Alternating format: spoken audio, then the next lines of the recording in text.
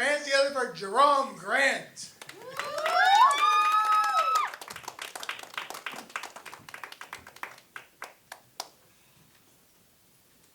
Oh, you ADA violating bastards.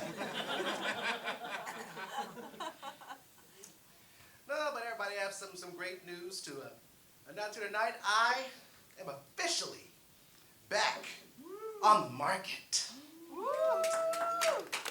Now, don't cheer too much. I meant for dating, not slavery.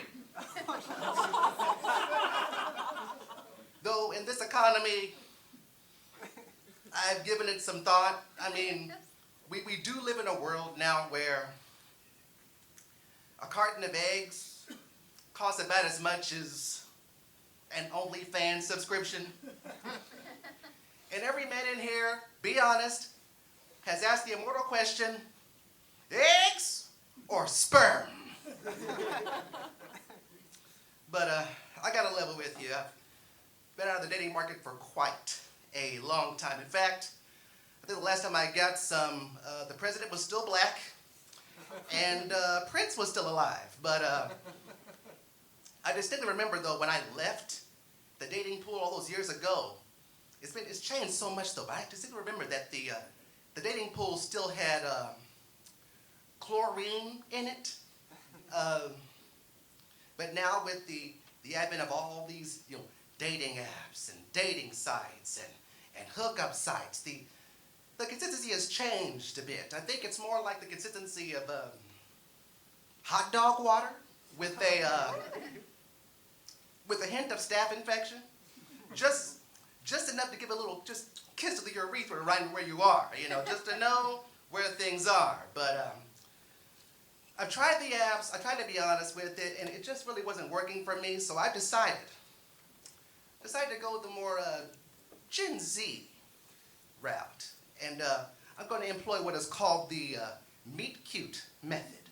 Now, for those of you who aren't familiar with this term, meet cute simply means, get this, you go out and you meet a person in the real world. Yes, the real world, where you can see their actual teeth. I tried to go out with someone, but they had one of those filters on. I thought I was going to get a full set. Like a damn chessboard when I saw her in real life. It was knight to e6 check. I'm like, what the hell is going on?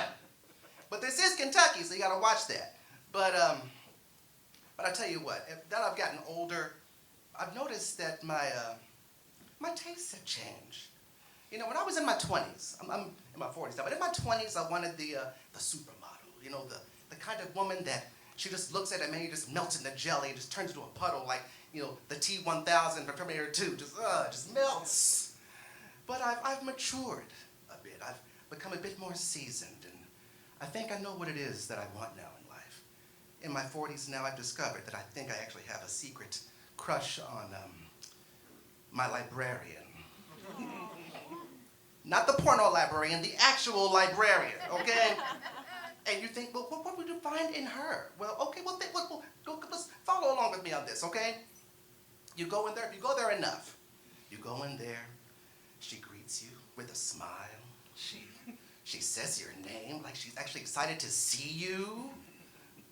She starts bringing up recommendations of books that you might be into. Oh, Jerome, I'm glad to see you again. I've noticed that you're really a big fan of Philip K. Dick. I like Dick too.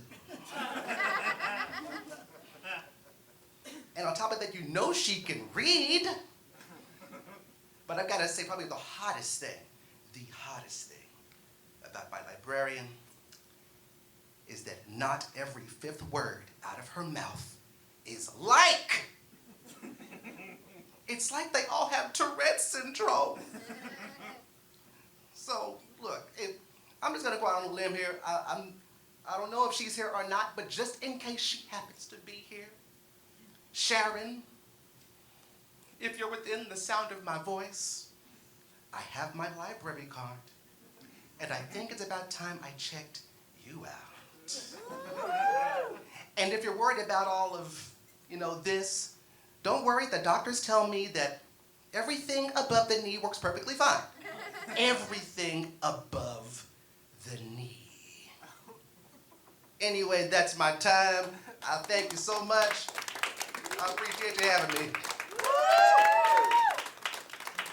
Keep it going for Jerome Grant. Good luck with the librarian. If that doesn't work, you could try Dungeons and Dragons. Here, our next comic is going to be.